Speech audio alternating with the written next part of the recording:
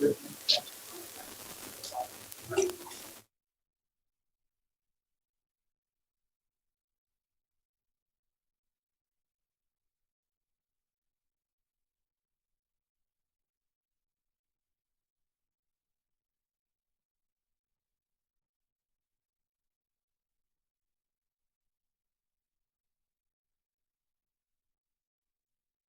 on TV. Testing, testing, 1, 2, 3, 4, 5. Hello, hello. Testing. Hello, Mr. Mayor. Mr. Mayor's talking. Okay, we've got him. So. Just give me 1 second. Can I get started? Yep. Okay, we're going to go on now. So basically, it'll be about a minute, but we'll stand by until the.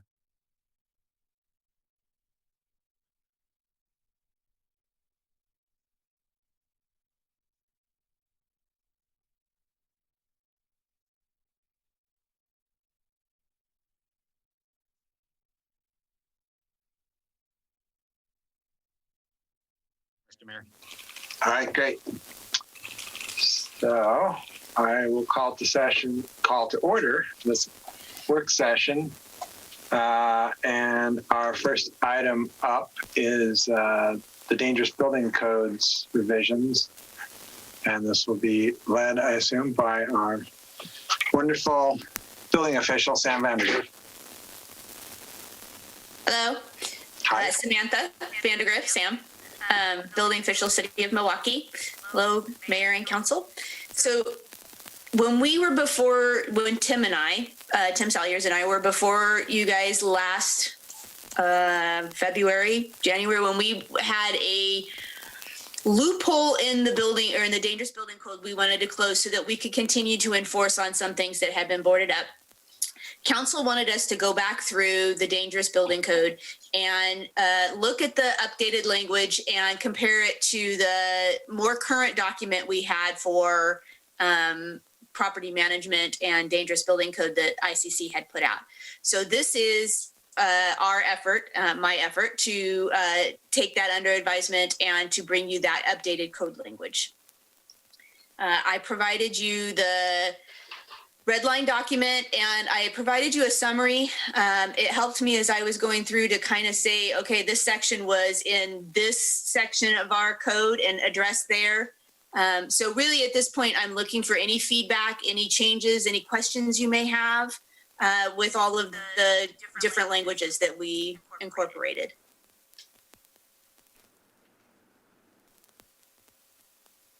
Nobody else has anything. When I read code, I try and read it two ways. One is it solving the problem we currently have? Two, can it ever be used badly should we end up with unscrupulous staff or whatever sometime in the very far future when none of us are involved? And to that end, let's see, I'm looking at the red line version, BWS 10, the second paragraph, unsafe structures. And reading through that more or less could describe the current city hall. Because I think we're fairly confident that in an earthquake,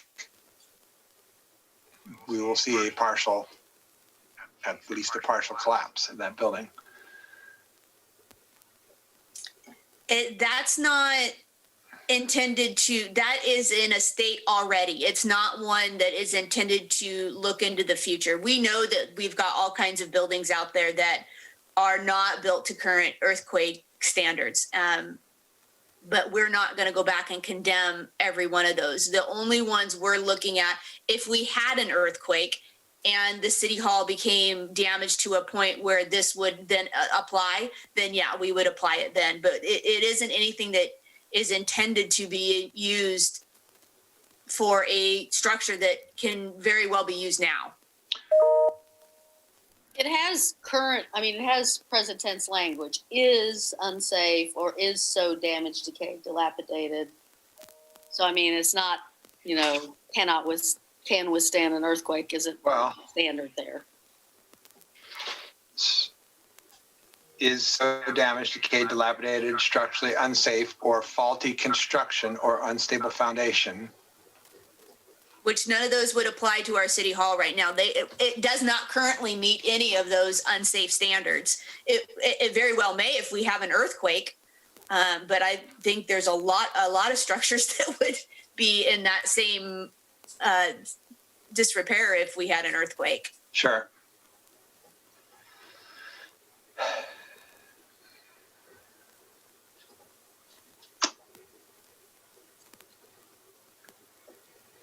All right, I'll leave it be.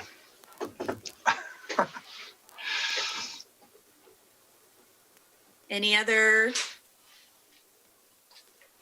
Um, I had a question, because I have so on WS8, there's a list of various specialty codes and standards adopted.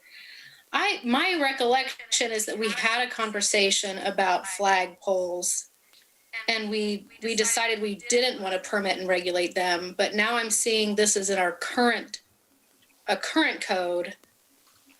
And so I'm thinking I must be misunderstanding why this is included in here and what the conversation was last time. Sam, do you remember that? Yes, absolutely. So that section you're talking about under 1504-170 and number A, the structural code, where I added those back in. So because I was already doing this code update with dangerous building code, we had another discussion last January about the things that had been taken out of the Oregon Structural Specialty Code. And this was the things that we had determined that we still wanted to regulate, but the state had taken out so that we were putting them back in. And my recollection was that we still wanted to, I think maybe it was the discussion I had with the planning department though, where the flagpoles, they still wanted to be able to regulate in case we got some really ginormous ones, but I can very well take that one back out. I don't have heartburn over that one way or Yeah, another. my recollection was that our conversation, at least it was definitely my strong opinion, because I was the one who brought it up, that I did not want to be permitting flagpoles because we hadn't before. Sure. And I wasn't, I can take, I think that, like I said, I'm okay with that. I can take that right back out. I was just trying to capture, as long as I was changing code anyway and updating language, I was trying to kill two birds with one stone, I guess. yeah, I appreciate that efficiency. I think that's great that we're talking about it here again. And then the other one where Well, wait, before you go on from that, I mean, I remember having a discussion about not requiring permitting of flagpoles and I don't remember if that was about the front yard and or it was the greenway, or it was something where that was like a de minimis thing and we didn't want to require a permit. This doesn't say a permit's required, does it? yes. Does it? So in accordance with permits for the following are governed by, Okay. by the city. Okay.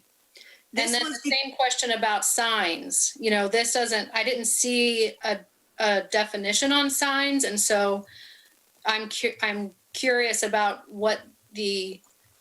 are we regulating all signs? I mean, I think adding signs and flagpoles to things we're permitting and regulating is a lot of extra work we're asking Tim to do. And I just want to make sure I understand it. So we currently, up until this was taken out of the code, we regulate signs. And our internal policy is if it's a wall sign weighing more than, and I'm pulling from memory here, but I want to say it's like 45 pounds. So if it weighs more than 45 pounds, we require a structural review on that, because if that comes off the building, that could really hurt somebody. If it's one of those little flags or a smaller sign, or if they mount them in individual letters, we do have that happens. We don't require a building permit. It still has to go through the sign process through planning, but we don't require a building permit for it. It's more if this sign could come off the wall and hurt somebody. Monument signs, we've always done, we've applied the retaining wall to it. So if it's less than 4 feet in height and it's a monument sign, we don't require a permit. Once it gets started, but bigger than 4 feet tall, then we require them for a monument sign. And is that stuff that's coming out of the state code, that kind of general guidelines? Uh-huh. Okay. Because I think with both signs and flagpoles, frankly, I mean, signs have their own thing. I mean, signs, there is the planning department review. With flagpoles, I mean, the typical flagpole somebody puts up, I don't know that we want to be in the business of, but then we do have these ginormous flagpoles that some of the car dealerships and other people put up that would, I mean, if they fall down, they could do some damage. And the one that came to my mind was the one on 205. That's the Harley Davidson one. But those are so few and far between. I hate to have something in there that regulates a whole bunch of stuff when it's really the only. So maybe we modify this to say if the flag is more than 15 feet or something. Yeah, something like that, so that we really get to where we want. We want something that is more governed. Can we maybe do a little bit of dig? I mean, I have absolutely no idea what standard flag poles that most homeowners would want to put in their lawns. You know, I don't know what that standard size is. I mean, I hear, but there's a huge difference between the Harley Davidson sign and what most people would do. And, you know, I mean, obviously a pole that's 100 feet tall would be dangerous if it fell down. But one, even, you know, there's all sorts of we had this conversation. I'm sorry, I don't mean to really repeat all this stuff, but we talked about, you know, we don't even require permits for certain structures under 200 square feet. You know, there's all kinds of stuff that if it fell down, it could hurt somebody.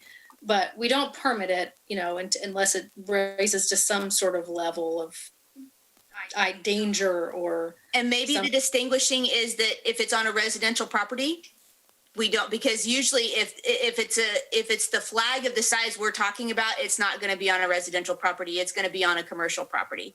So maybe we just exempt residential altogether and go with the commercial with the flag size. And I can definitely do the research and see what that would entail, what the standard sizes are. But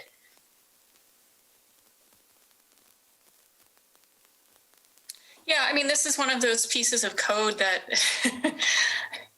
there's always the chance that there's going to be some edge case that comes up that we didn't anticipate. And the question really becomes, how concerned are we about that being a serious safety issue for people in the event that it occurs? And how much more work does it create, and for everyone, not just for you and Tim, but for residents in trying to mitigate for public safety. And I think I agree with you that we're very unlikely. I'm not saying it will never happen, but we're very unlikely to see enormous flagpoles show up in somebody's front yard. That is something we see periodically on commercial land. And given that you have a whole bunch of review processes that are more specific to commercial properties, it seems like it's an appropriate answer. okay, I can amend that. Thank you. I think those were the only comments I had. I just had a consistency thing, like most everywhere it says building official, but in this new paragraph, just above where we were talking about, the new paragraph higher up on, is that RSOH? I can't get it. Oh, it says the code official? Yeah. Okay. I mean, Some of the language was taken directly, and I tried to catch all those. Some of it was taken directly out of that property maintenance code, and they referred to the code official versus the building official. mhm. So it's I in the did. paragraph twice. Yeah, might just want to run a search on official and make sure I'll do that. that all the,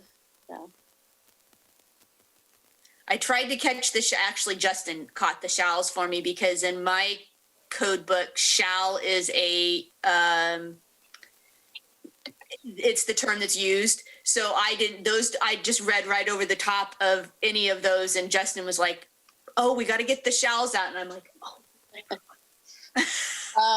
there's also still code official in WS 9, structure unfit for human occupancy.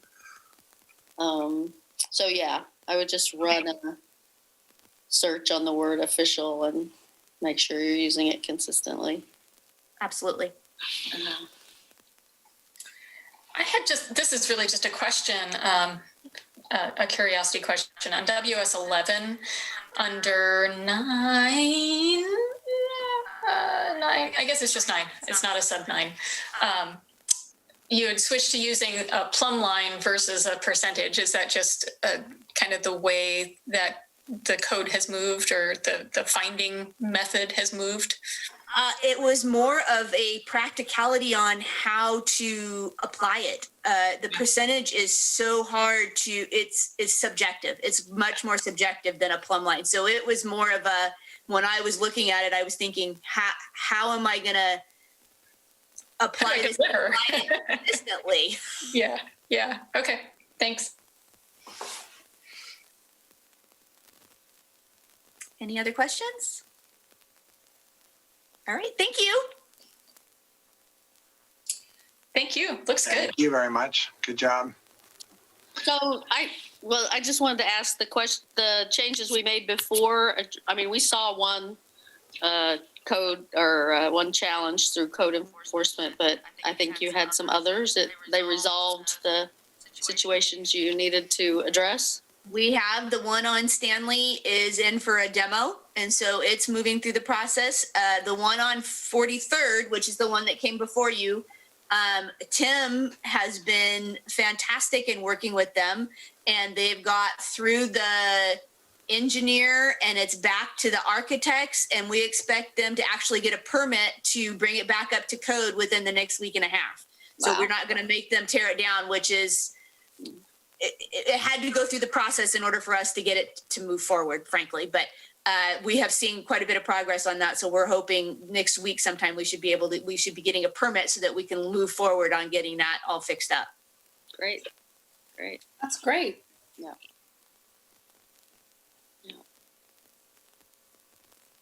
All right. Anything Thanks for else? Sam. Anybody Thanks else? for doing that. All right. Great. Thank you very much, Sam. Tim. All right. So our next item is the staff report on the comprehensive plan implementation. It's an update on the code concepts, and this is going to be presented by, I'm not sure, Layla, Laura, or Vera. So I'm pretty sure it's Vera, so I'm going to go ahead and do that. Oh, definitely. Hello, Mayor and Council. Councilor Nicodemus, it's nice to meet you. Finally, congratulations on your seat. So I'm here to present my sort of monthly update on the comprehensive plan implementation project. There's quite a bit of background in the staff report. But again, this is our first phase of implementation of our comprehensive plan. And I'm going to share my screen really quick. And then I'm going to ask the obligatory, can you see my screen? Please, hopefully. Can everyone see a PowerPoint presentation? Oh, good. Okay, great. So the focus of this phase of plan implementation is housing, but of course it also relates to some changes that related to parking requirements and in residential areas, and tree protection and urban forestry, because they go together. And if we tried to do the housing stuff without touching parking and trees, we'd be right back here. It would be a terrible process, I think is what I'll say. So I'm glad we're layering all of this stuff on top of each other. The outcome is going to be code amendments that balance the city's goal for 40% tree canopy and implementation of the housing policies that are outlined in the comprehensive plan, as well as in House Bill 2001. This is our overall project schedule. The We Are Here should be in January, so just scoot that over into January.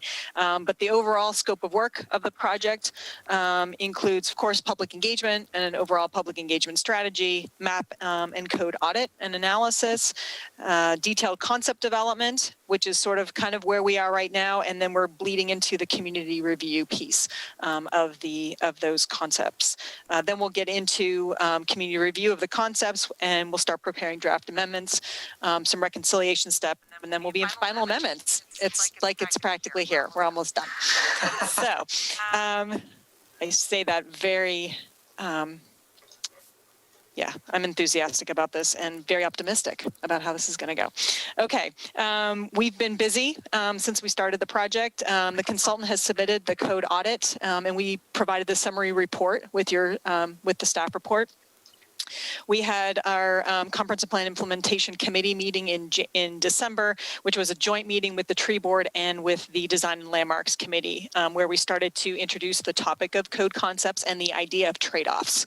And I'll get to that in a second. That's sort of the bulk of this conversation, is just to sort of let you know what we've been working on with CPIC and how we're approaching this project. Consultant and staff, sort of on back of the house stuff, we are working on those code concepts that we'll be discussing with CPIC at their meeting in February. We are already beginning to talk about what that next round of public engagement is going to look like. And we did have a meeting with our equity manager, with John Hennington, last week to help prep what that's going to look like, what our approach is going to be for public engagement. And we tried to get some feedback from him, and he's agreed to help us really frame what that public engagement is going to look like for that next round. We're also in the middle of a residential parking study with Rick Williams and his consulting firm. They finished up an inventory of on-street parking spaces in a few neighborhoods last week, and they're putting together the inventory with maps and some discussion points, and then they'll be working on the actual utilization of those spaces in a couple of weeks. Okay. The code audit, and again, there was the summary report was in your staff report, but the code audit talks about a collection of our policy mandates that are sort of the foundation of this project. One of our mandates, of course, is to increase the supply of middle housing and to provide more housing choice in the city. We have a mandate to increase the tree canopy and preserve existing trees, particularly the large trees in the city, and then to manage parking while we're enabling the middle housing and the parking and the protecting the trees. So that's sort of the sandwich of all of these key ideas within this project. Within the code audit, there were some key findings and some recommendations moving forward related to middle housing, talking about permitting more types of housing in our low and medium density zones, consolidating some of our residential zones. We have 8 residential zones right now. It's a lot. So we're going to work on some approaches of how we can consolidate or compress some of those zones and what's the right way to do that.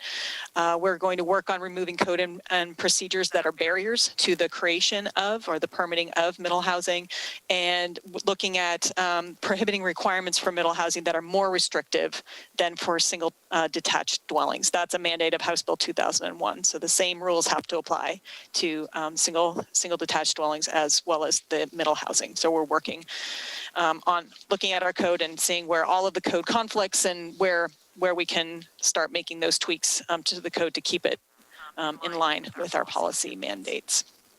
Related to trees, we are looking at, and what we need, because of course we don't have tree code, right, for private property. We have tree code for street trees as well as public property.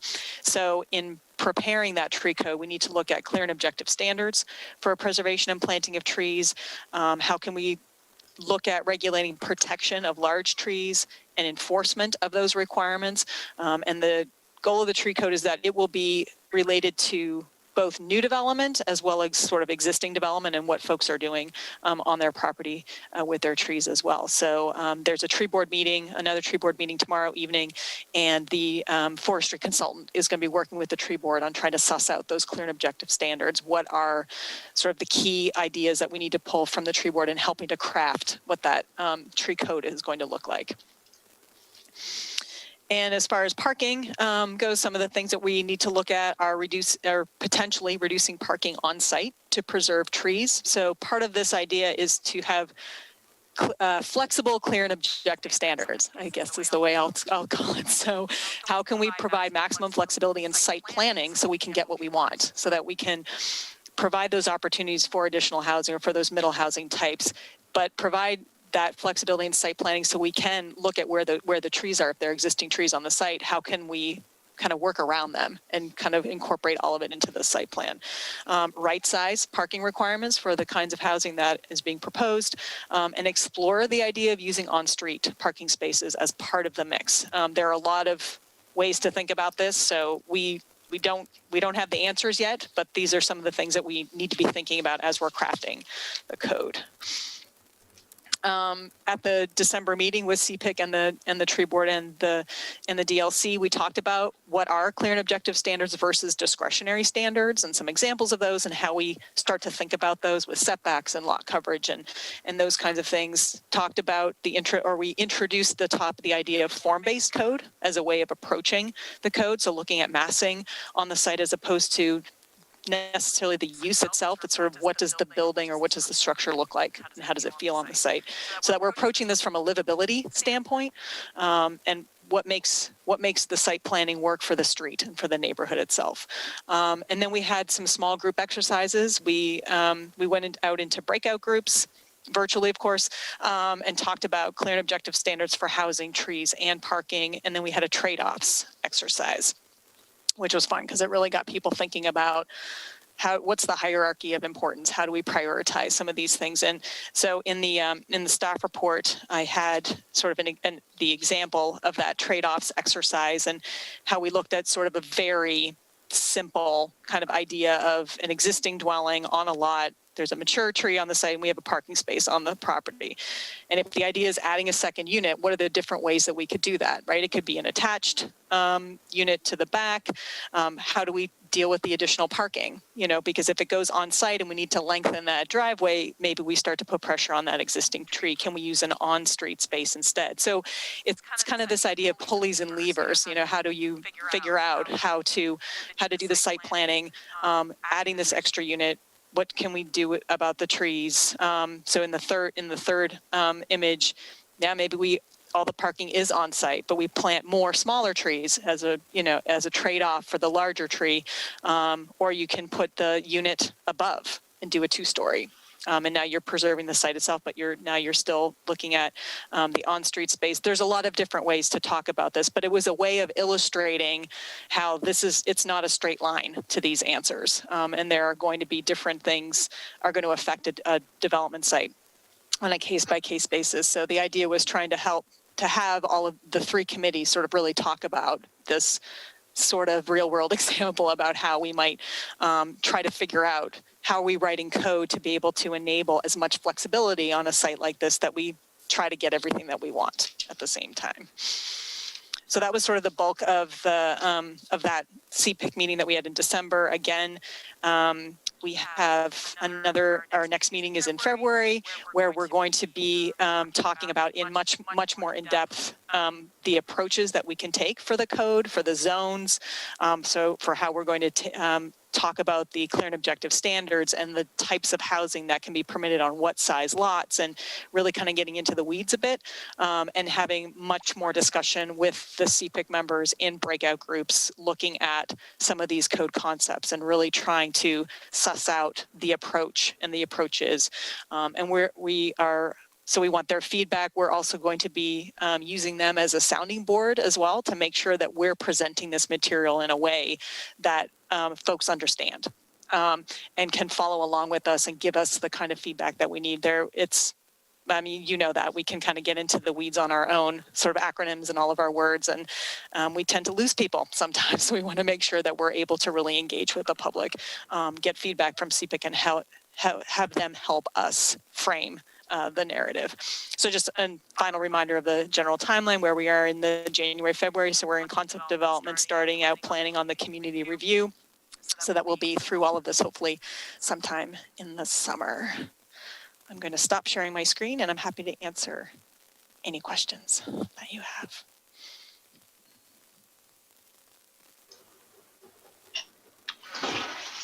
Nobody? I have one that just occurred to me. It's not really maybe relevant to what we're working on, but you talked about permeable surfaces and parking and increasing parking on site. Or do we require that we pave or have concrete in the parking space, or can people have gravel?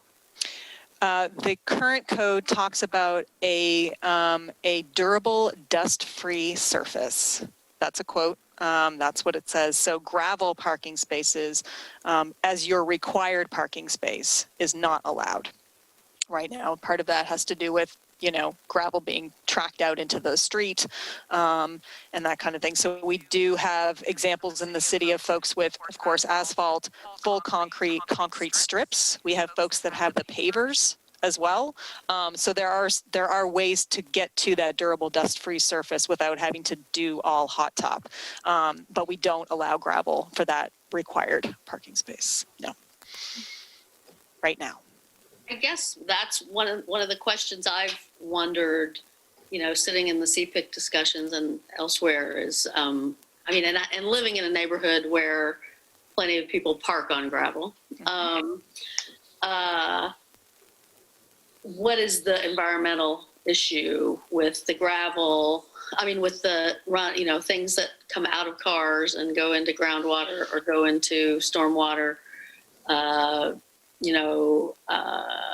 What's the environmental trade-offs there? And I've never really, that'd be a good thing to have a little bit of expertise on, I guess, for the group, I think.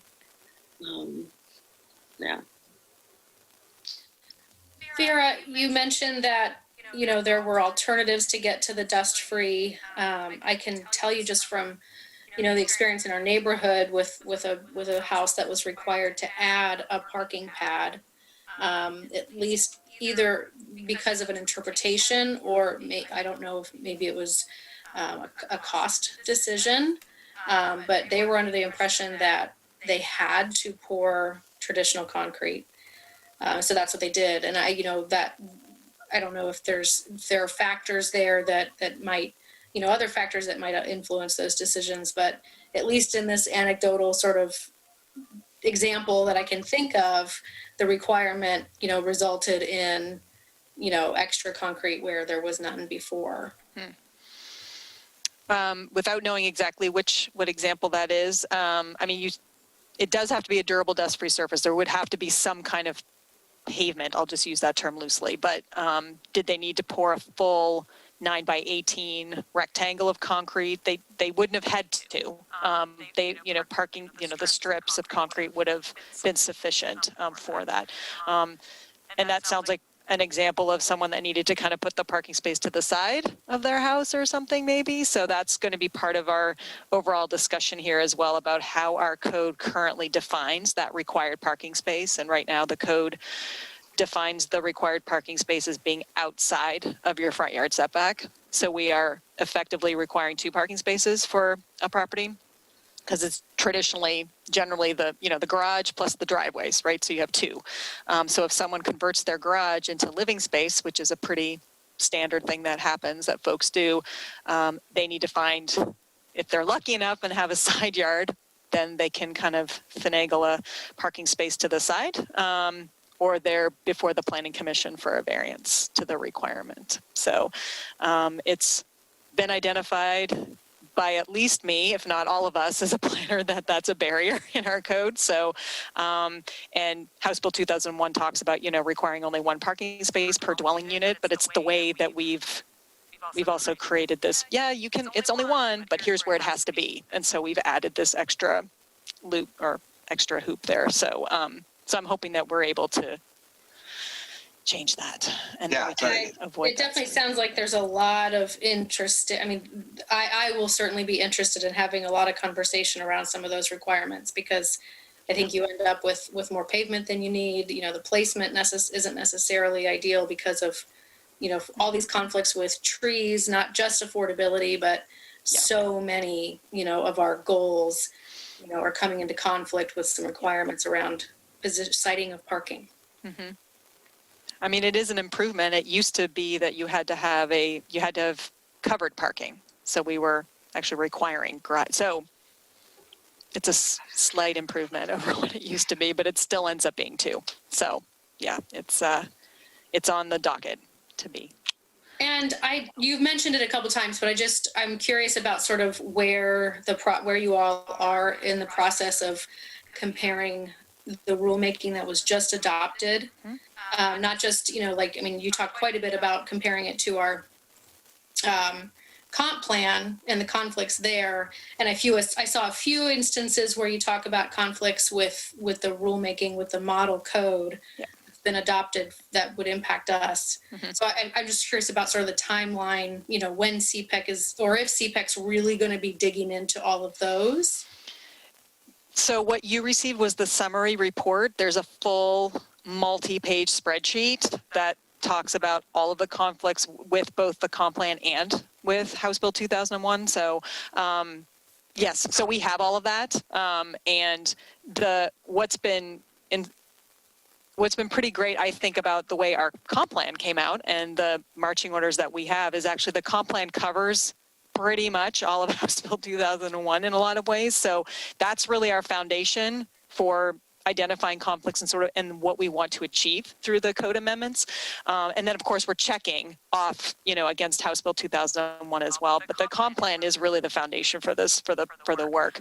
And then making sure we're meeting the math of House Bill 2001 with the numbers within the code amendments themselves. But yeah, we're looking at it all at the same time. But the comp plan has really provided us what we need. And then House Bill 2001 just gave us the math on the lot sizes and all that. So, yep. Well, this was a super interesting read. I feel like maybe I have achieved peak planning nerdiness in my short storied career as a city councilor, because I was really having a good time, because I've been really curious about how we resolve these conflicts. They are complex. So that was great. It was great. It was a great write-up. The code review was really interesting to read. Most of my notes are not, they're for later down the road when we're really talking about content. I just have one question that you probably know the answer to, and it's a little one, but just as you were talking right now, if we do require off-street parking and people do put in a concrete pad like that, does that affect the stormwater rates? Because we've increased the impermeable surface on the lot. It depends on how much overall impervious they have. And that's almost always a question that I tag team with our engineering department to sort of, okay, what does this extra space now do to them? Is it enough that it triggers that? Typically, it's something that can get handled on site. And there are a lot of offsets through, and I don't want to, I realize I'm starting to pretend I'm an engineer here for a second, but there are ways to offset those with, trees, planting, or there's ways that if it's not enough pavement, they can usually get around it without actually jumping into the billing situation. So, but yeah, but engineering, we talk with them about that. But it's a great consideration while we're already talking about impervious surface, what that does to that piece of the puzzle as well. Yeah, I mean, we don't often, well, I guess I haven't been thinking about impermeable surface as being another cost factor, ultimately. I mean, you're potentially, I'm not saying it happens frequently, but you are potentially increasing the water bill for that property in perpetuity by increasing the amount of impermeable surface. So that's just we pay, I don't think we pay I think we pay a flat stormwater fee. I don't think we're paying by percentage of impervious surface on our lots, are we? I mean, what you spend up front to build and whatever, accommodations you have to do to build, yes, those calculations go into that. Those are built in. But the in perpetuity, I think we're all just paying a flat fee for our stormwater. Okay. As I understand it. We had some discussions a few years ago about trying to incentivize, more trees and less pavement and blah, blah, blah. And there were some fairly convincing reasons about how hard that would be to manage and to oversee. Yeah, So, I can certainly see that. But I mean, this is in the context of new development or redevelopment. And so it would factor into the SDCs, as you said, the cost up front, right? Right. I mean, it would factor into what they're required to do up front. I mean, the SDC, again, is a flat fee based on the type of unit. And, and we may want to revisit the SDCs, but I mean, the SDCs don't look at how much impervious surface you're building. I think, what you have to build in terms of do you have to build some swales, or do you have to actually put in a catch basin, or blah, blah, blah. That upfront investment, yes, that depends on how much, what you're building and how much. But the SDC is a flat fee and the monthly bill is a flat fee. So those things are not different, I don't think. I could be wrong, but I'm pretty sure about that. Maybe we need some clarification around that, Vera. Okay, I'll find out. But to Councilor Beatty's point, though, the upfront cost is more than just the pavement itself, right? Because you're right, if it tips you over, in the square footage, then there's the treatment that's required, and that's where it's rarely just the concrete. We're into bioswales, and that's where sort of offsetting with a tree. Sometimes you can, it just kind of depends on where on that spectrum of square footage you are on that piece of it. But I will clarify the SDC billing piece of it for you. I can do that. It looks like it was your group, but I really need to know, because there's a couple of references to sin and trees hiding sin. And if you can please explain what people were talking about when this came up more than once. Yep, it came up, one of the members in my group, and it was sort of this sort of comment that was made that by planting more trees, if you have sort of I want to use the right words here, it can make properties look more attractive that aren't that attractive. Maybe I'll put it that way. So by planting more trees on a property, you may be hiding something on your property that doesn't look great. That was sort of the idea. It was coming from kind of an architectural design sort of bent that, might not be the greatest looking house or something like that, but hey, throw a bunch of trees in front of it and it looks much better. That was sort of the overall phrasing, and what they meant by that. I think I'm just going to leave it there. That's okay. That sheds light. Thank you. Okay, sure.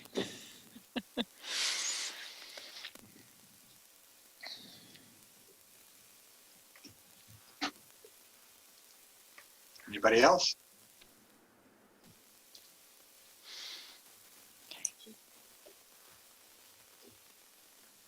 All right. Yeah, so I agree with Angel, just as a parting shot, on not requiring even more paving for parking.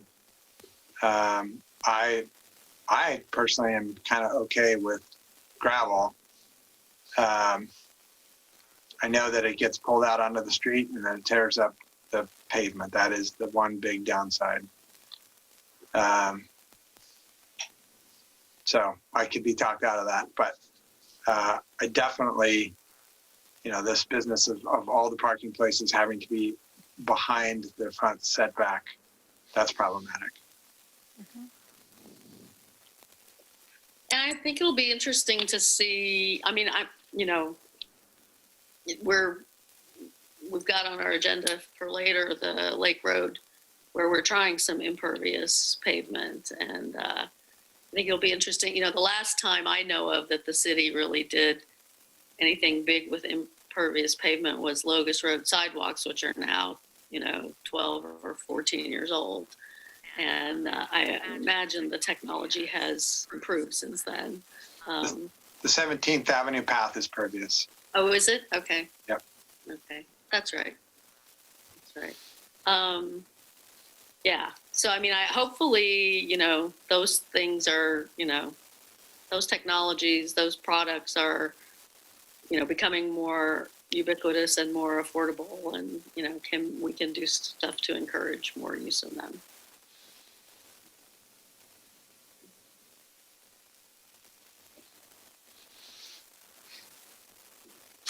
Okay. Anybody else? Anything? Going once? Going twice? All right. Great job, Vera. Thank you very much. Councillor Heisey, you've not reached the peak of nerdishness yet. It's still coming. It's early days. It's early days. It is. It's an ever receding goal, Kathy. Yeah. Thank you for that vote of confidence, Garrett. It means Absolutely. everything. Time. All right. Thanks, everyone. Appreciate it. Thank you. Well, we have a whole lot of time left. Did everyone get the resolution that Kathy sent out? I saw that it came in, but I have not had a chance to look at If it. you could, please take a few minutes to look at that between now and the regular session and Yes, jot sure. down thoughts, and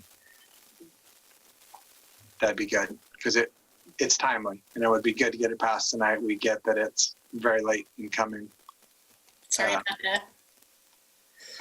Hudson sends his apologies.